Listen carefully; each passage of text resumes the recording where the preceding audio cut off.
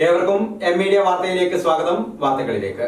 Kannur railway സ്റ്റേഷനിലെ KSU കരിങ്കൊടി പ്രതിഷേധത്തിനിടെ മന്ത്രി വീണ ജോർജിന് പരിക്കേറ്റതിൽ പ്രതിഷേധിച്ച് DYFI മട്ടന്നൂരിൽ പ്രകടനം സംഘടിപ്പിച്ചു.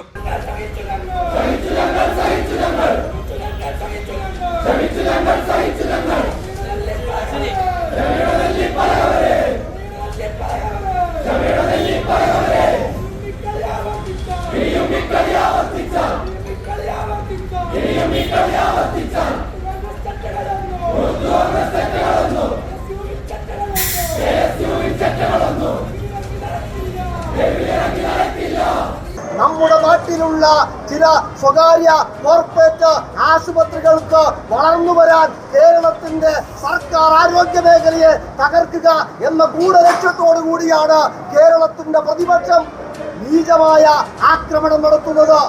യാതൊരു വിധത്തിലും മുൻ പരിചയമില്ലാത്ത നിലയിൽ കേരളത്തിന്റെ ആരോഗ്യവകുപ്പ് മന്ത്രി ഒരു വനിതയാണെന്ന പരിഗണന പോലും കൊടുക്കാതെ പാർക്കും പതുങ്ങിയിരുന്ന് ആ സഖാവിനെ ആക്രമിച്ച് കരുത്തിന് പരിക്കേൽപ്പിച്ചുകൊണ്ട് ഇന്ന് ICUവിൽ കിടക്കുകയാണ്.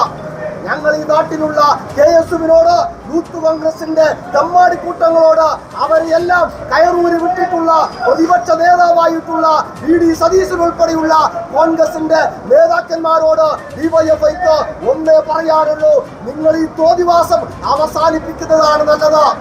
ഞങ്ങളുടെ നേതാക്കന്മാരെ, ഞങ്ങളുടെ മന്ത്രിമാരെ, ഞങ്ങളുടെ മുഖ്യമന്ത്രിയെ തെരുവിലൂടെ ഇറങ്ങി നടക്കാൻ നിങ്ങൾ അനുവദിക്കുന്നില്ലെങ്കിൽ കേരളത്തിലെ ഒരു കോൺഗ്രസിന്റെ നേതാവും വീട്ടിൽ നിന്ന് ഇറങ്ങാൻ ഞങ്ങൾ അനുവദിക്കില്ല.